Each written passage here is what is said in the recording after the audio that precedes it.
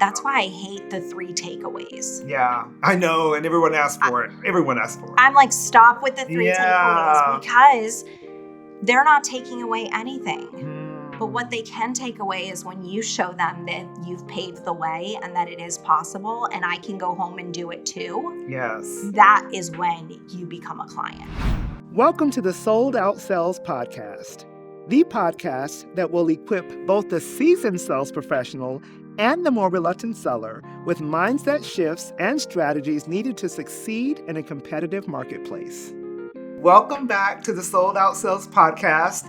You guys are going to get so sick of me saying how excited I am to be here, but it's just the truth. And every now and then I get to interview one of my delicious, amazing, phenomenal clients. And today is a day. She's one of my favorite people. I don't know if she knows that, but she's one of my favorite people. And I get to introduce her to you today. So today in the studio, we have Andrea Merrill, and she is a TEDx, just like phenom. She is the person you want writing your keynotes. She's the person you want directing your keynotes. She's the person you want reviewing anything you're going to write about. The feedback that I've heard other people talk about the work that she does is like no one else, for sure. So listen to our conversation today, take some notes, and enjoy. Let me introduce you to Andrea Merrill. So tell us a little bit about yourself, and make sure you share something with us that we're not going to find on your bio or on your website. Okay. First off, thank you so much for having me here. I felt so honored that you asked me to be here, and I'm so glad everything aligned that I could be here.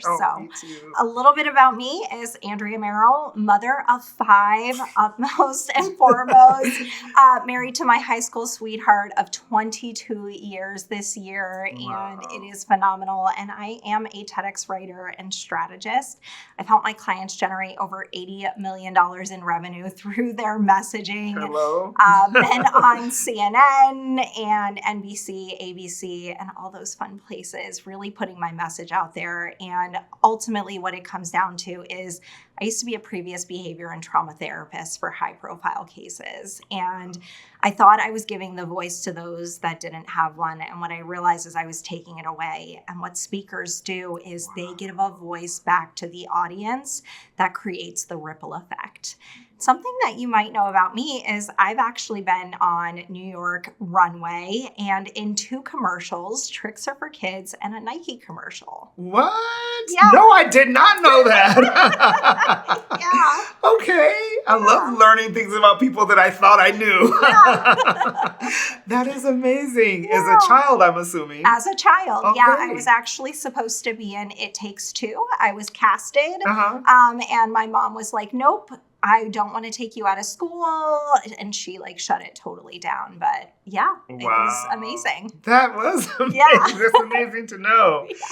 Okay, so Andrea, you're known for helping people to stand out. And once again, most times, people that come on the podcast, I know somewhat about. Some of them I know a lot about. But there are very few where I know from just the testimonials that are just consistent, and people are sitting in an audience going, did Andrea write that? Did Andrea said that person, help that person? That's the kind of billing that you have, right? It's just phenomenal. So my question to you is, you're known for helping people to stand out. Where do you find places where you feel like you don't fit the mold? Oh, Tish, you bring the best questions.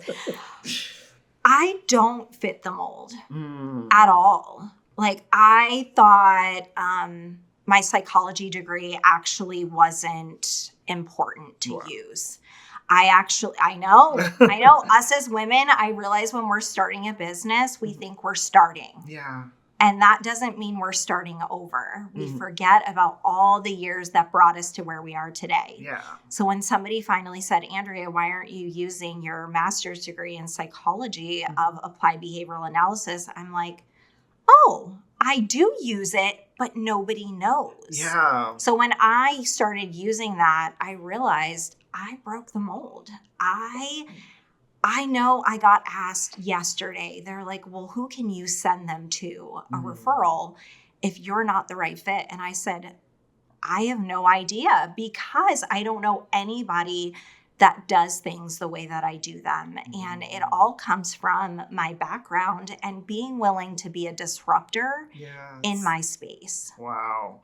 I love the fact that you're able to bring all of that rich history and education, because so few people do that or recognize how they use it. So why don't you tell us a little bit, without sharing all your juicy secrets, of course, but what are some of the ways that you use that degree in the work that you do right now? Yeah, so I created story mining. It is my signature framework that everybody raves about, and it's like a therapy session for your business. I like saying we're sitting down as a business bestie, and I'm really getting to know your business. I'm getting to know you from a child all the way up into where you are today, because people forget how many behavioral patterns are from our business come from our childhood. For sure. And if we don't bring that into what we're talking about today, we're not going to create sales or success from the stage, because you're not actually letting people in. So where I bring it in is I have thousands of hours of clinical expertise, like interviewing, sitting down, and actually getting to know the client in such a way. And that was my patience. So I was like, why don't I do that in my business?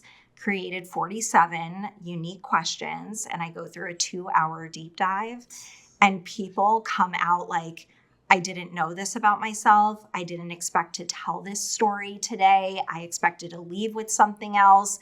And most of them end up crying throughout it. Wow, that's phenomenal. Your experience and your expertise, obviously, but what prompted you to make that connection, to be able to use that rich history and bring in the ability to pull a story basically out of someone? What prompted that? It came from being curious. I have 5 children. I have, in my Clifton strengths, my big one is developer and individualization. And that individualization was, how can I be so curious about this person and ask them a ton of questions to get to know them, to pull out their story.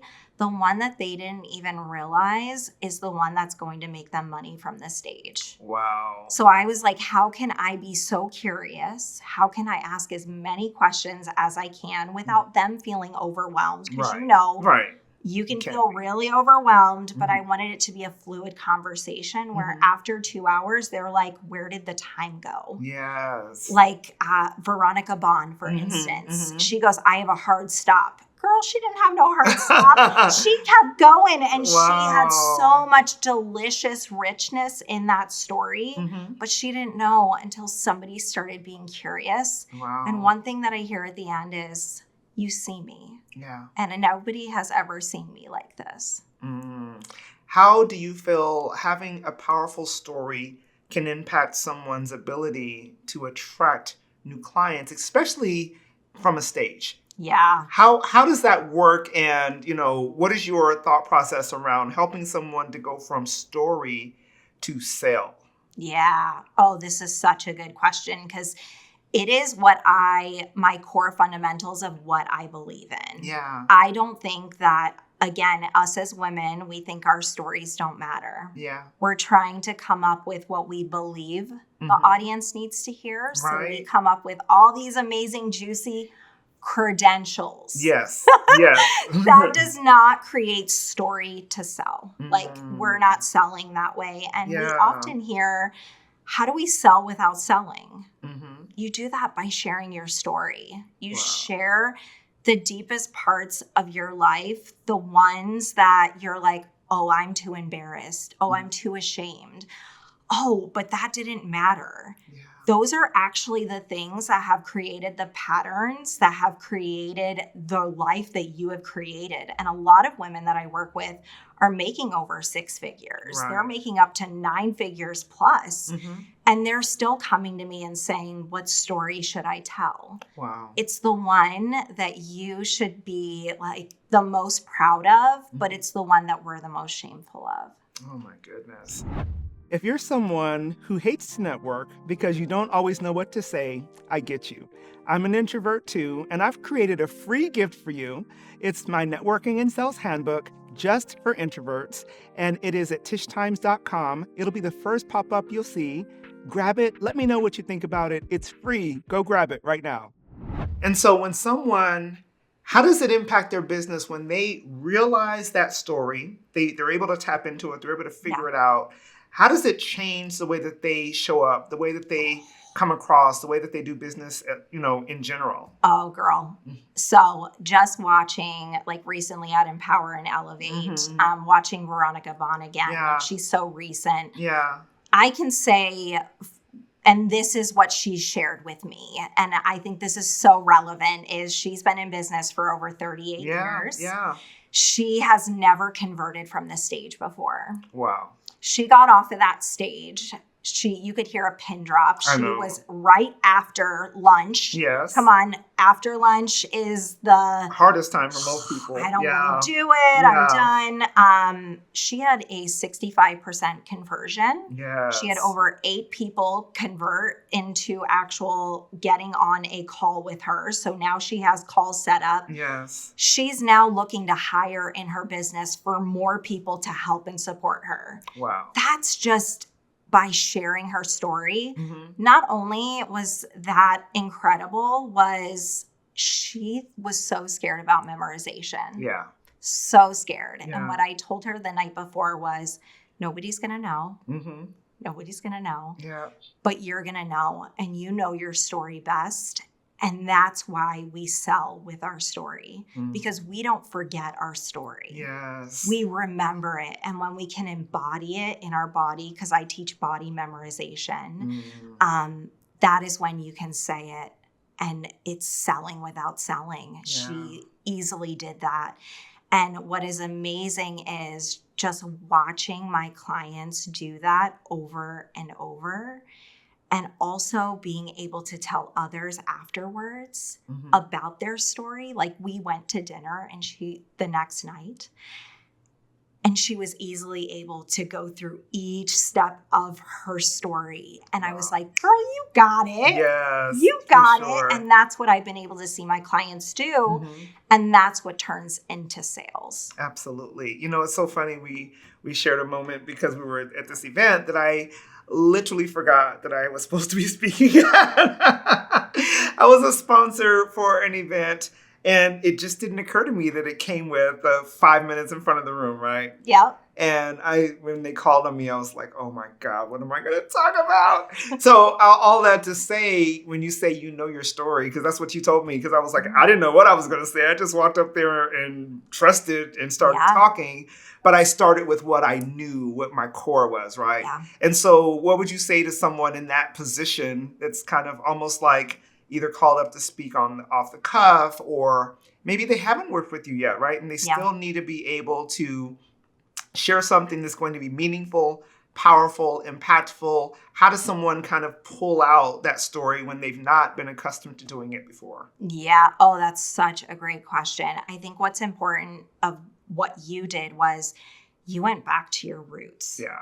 And when we can go back to our roots, that is where we show pivotal changes throughout our life. Yeah. And when you can show the audience that they can do it too, that they become the hero in your story, I'm getting chills. I know. I'm like, that's so good. That is when you can make a difference in the audience. Is stop thinking so much about you and your credentials and those pieces, and just think about, what story can I share today that's going to show them that they're the hero in my story? Because that's the ones that are going to want to work with you. Girl, can you say that again? Oh my gosh. First of all, helping them to know that they can do it too. Yep. Forget about all your credentials. I heard someone say this, and it was almost like a rebuke that she was talking about. She said, nobody cares about you. They want to hear what's going to benefit them. Yeah. And I was like, wow. But when you're saying this, I'm like, okay, that kind of makes sense. Because you're right. I don't need to hear a 4-page bio before you start talking. I really don't. you know? Because we buy with emotion, not with logic. So if we think about our reptilian brain, which I love to talk about, is that's your fight or flight. Yeah. They are within the first 90 seconds thinking, are we going to fight or am I going to go? Like, is this a good match? Yeah. And when you start with your heart, you draw somebody in. They start to have the mirroring effect of they will psychologically start to feel the same emotions as you have, that you are giving. And when you can have them step into that and put themselves into your story, they start to see those same steps that they can make, and you now make it tangible. Wow. That's why I hate the 3 takeaways. Yeah, I know. And everyone asks for it. Everyone asks for it. I'm like, stop with the 3 takeaways, because they're not taking away anything. But what they can take away is when you show them that you've paved the way and that it is possible and I can go home and do it too. Yes. That is when you become a client. Ooh, that's so good. You know, as a speaker, every single person who requests your topic, they want to hear, what are the 3 takeaways going to be? Yeah. And I'm just like, enough. Yeah, enough. Yeah. Enough is enough, because who really takes them down and runs with them? Because I know I don't. Yeah. Andrea, we're running out of time, but I want to make sure I really want to hear from you. Where was the moment where you fully owned your voice, even when it meant repelling some? October of 2025 at Empower and Elevate. Okay, say more. Or was it November? November. That would have been November. I had came into your sales retreat for the first time in October. In October. That's what it was. Yes. There's the ripple. And you just saw me. You deeply saw me. It wasn't the facade of Andrea or how I normally show up. I mean, I deeply poured into you of what I had been going through, and I wasn't using my voice. I was afraid to use my voice, and you powerfully showed me the way and spoke God into me, and I can never repay you. I mean, I'm so serious. It is the pivotal point of my jumping catalyst. And then in November, when I stepped on that stage at Empower and Elevate, I felt powerful. And I felt like I could share without shame. And that is how we need to feel, especially I need to walk my walk and talk my talk, right? Right. And that's a part of it. And it's, if I'm telling my clients to show up and share their stories, I need to be willing to share mine as well. Even what I'm growing through, I'm going through. Yes. And that is okay. It's not just they always say, don't share your wounds, your bleeding wounds. Yeah. Well, when we're going through something and we're starting to show the steps of how we're making it happen, people latch onto that. They do. And they really love it. And I've actually had many people come up to me since then and just thank me so much for sharing and how powerful that message was to them, even though I was a panelist. And, they want to hear the real. They want to connect with your real vulnerability, because sometimes when we show up so polished and so together, we got it all done. It's unrelatable for a lot of people. Completely unrelatable. You're forgetting the mark. You're leaving money on the table. We shouldn't be speaking to just speak. We speak to sell. And that should be hands down anytime that you're getting on a stage. Yeah, and it's interesting because sometimes we're selling a product or service. Sometimes we're selling hope. Sometimes we're selling confidence. Sometimes we're selling, that you can do this too. You don't have to remain where you are. And it's, it's so powerful when you're able to own your voice. But then also share your confidence. Sometimes people have to borrow. I was about to say that. Borrowed confidence is borrowed belief, borrowed confidence. Us as women, we need that. And we need to see that the person climbing, we can climb too, and that we're able to achieve it as well. We absolutely can. I already see part 2. Without a doubt, we already see part 2, because there's so many more things that I want to talk to you about. And we don't have enough time today. So let me ask you this. What are the things that you're looking to either What are you launching? What do what's next for you? What do you want the audience to kind of keep an eye on you for? Anything? Yeah. I am relaunching Podium to Profit podcast. I am so excited. Okay. It's something that I had on my heart for the past couple of years, and I've kind of dabbled in it, and it's time to go all in because I notice I love interviewing, just like you. I love interviewing. It is so much fun, but what's fun is watching the person on the other side. And watching them grow while we grow. And that's what I want to bring back. I'm so excited. So keep your eye out for Podium to Profit. And if, hopefully right before you launch it, we'll get a chance to have our part 2 so we can give everyone all the details. So they can jump right into it. So, Andrea, will you come back again? Oh, yes. Okay. Yeah. Well, I'm so glad that you're here again. It's my delight to get to work with you. I'm so grateful for you. I'm so glad that you came and hung out with us today, and we'll definitely have you back. I feel the same way. Thank you, Tish. Thank you. Well, you guys heard it here. You can borrow confidence. You can help someone to see themselves as the hero in your story. Imagine that. First of all, imagine that. And you're able to help someone to know what's possible for them when you show up. So I hope you put something into practice that you've learned today. Follow Andrea Merrill. I promise you're going to be blown away by the things that she's working on. And we'll see you back here next week. Thanks for listening to the Sold Out Sales podcast. I would be so appreciative if you would show me and my amazing guests some love by leaving a review on your favorite podcasting platform. Also, go over to tishtimes.com/resource page and make sure you pick up your sales and networking handbook, especially for introverts. Also, I would love to continue this conversation, so make sure you connect with me on Facebook, Instagram, and LinkedIn. I'll see you back here next week.